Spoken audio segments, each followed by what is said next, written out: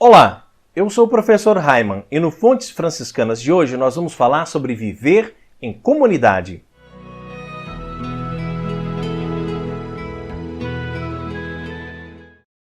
Anacoreta é um monge cristão ou eremita que vive em retiro, solitariamente, especialmente nos primeiros tempos do cristianismo. Entende-se por eremita o indivíduo que, por penitência, vive em um lugar deserto, isolado, ermo. Na história da Igreja, muitos religiosos optaram por esse estilo de vida, inclusive franciscanos. Mas viver isolado, em um eremitério, viver vida de anacoreta, não significa viver sem regras, muito pelo contrário. Tem que ter disciplina e seguir a regra de vida escrita por seu fundador. Porém, muitos dos que optam por esse tipo de vida acham que podem cada um viver do seu modo e que, por ser uma vida contemplativa, não precisam trabalhar. Nosso seráfico pai, Francisco de Assis, chamava a atenção dos frades eremitas e os corrigia com energia, para que não transformassem o lugar da contemplação em lugar de ociosidade, fazendo do modo de vida eremítico, inventado para aperfeiçoar as almas, um lugar de seus maus desejos. Nosso seráfico pai, São Francisco de Assis, aconselhava a todos a serem caridosos e também mandava que demonstrassem afabilidade em um tratamento familiar. Ele costumava dizer: "Quero que meus frades mostrem que são filhos da mesma mãe, que cada um dê com liberdade ao outro o hábito, o cordão ou qualquer coisa que ele pedir. Ponham em comum os livros e tudo o que possam desejar, insistindo até com os outros a que tomem o que precisam." Ou seja, ele não queria que cada um vivesse como se fosse uma ilha no eremitério, mas sim uma comunidade de irmãos, onde uns precisam dos outros, uns ajudam os outros, e ninguém tem nada de próprio, tudo é da comunidade. Tudo está a serviço de todos. E era sempre o primeiro a fazer tudo isso, para que também nessas coisas não viesse a dizer o que já não tivesse sido realizado nele mesmo por Cristo.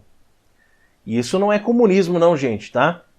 Oxalá nós conseguíssemos colocar em prática os ensinamentos e a vontade que Cristo realizou em São Francisco, também nos nossos dias.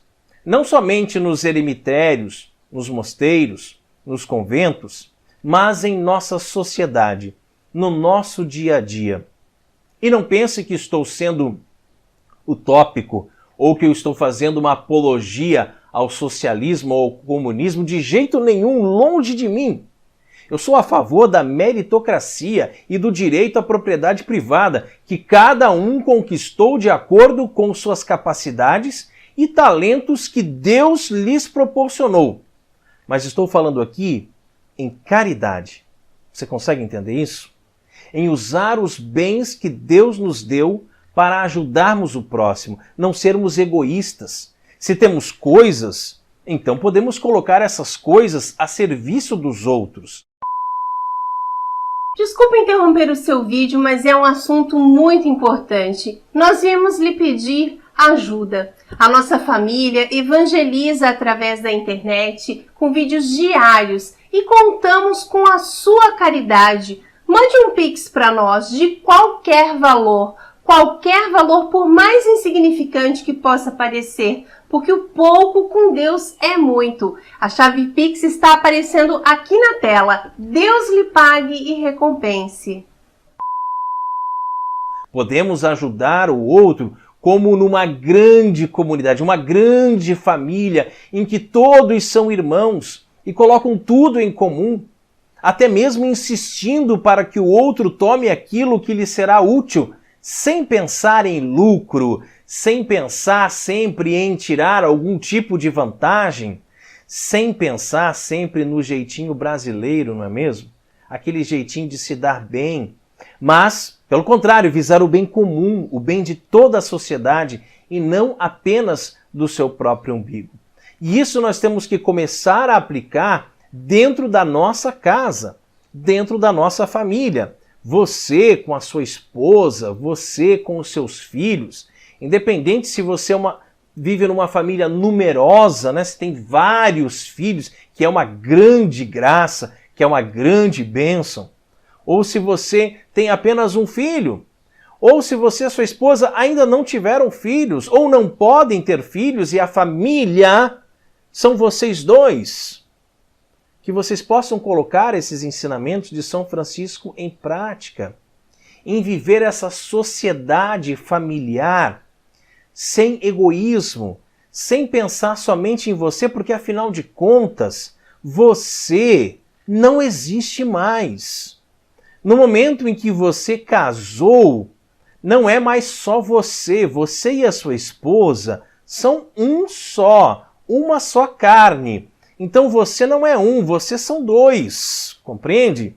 E na medida em que vão nascendo os filhos, são 3, são 4, são 20. É uma sociedade, é uma comunidade em que todas as coisas são partilhadas, são em comum.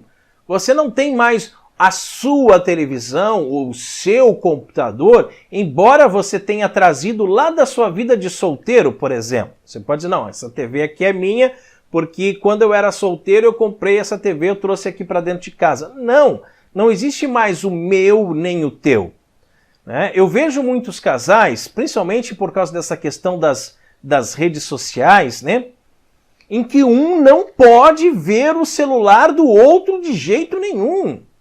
Se a pessoa pega o seu celular, é escondido. E se você descobre, você fica bravo. Gente, isso não pode acontecer. Aqui em casa, o meu celular está à disposição da Maria Carolina o tempo todo e o dela também. E a gente acessa o celular do outro a hora que quer, não tem que esconder nada um do outro, né?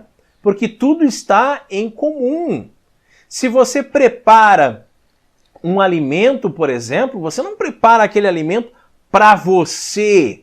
Por mais que ele seja o seu alimento preferido, você é o que mais gosta daquilo, por exemplo, você faz, mas você tem que pensar no bem comum. Mas tem aquela pessoa que não gosta de tal elemento que você coloca ali, de tal produto que você coloca naquele alimento, você já começa a evitar de colocar, não é verdade? Não, eu não vou colocar isso, porque embora eu goste muito, mas o meu filho não gosta, né? Ou então você vai pensar em fazer, sei lá, separado para ele, enfim, né? Porque você tem que pensar no todo. Você não pode mais pensar em você mesmo, só em você, porque senão passa a ser uma atitude egoísta, né? Quando você se depara continuando aqui na linha do raciocínio do alimento, né? Você se depara com um alimento muito gostoso, muito delicioso, você gosta muito daquilo, não tem cabimento você comer tudo e não deixar nada para os outros, porque afinal de contas você vive numa comunidade, numa sociedade em que você tem que pensar no bem comum, né? Eu dei o exemplo aqui do alimento, mas tem tantos e tantos outros exemplos que a gente poderia citar. Então, se nós começarmos, gente, não é utopia.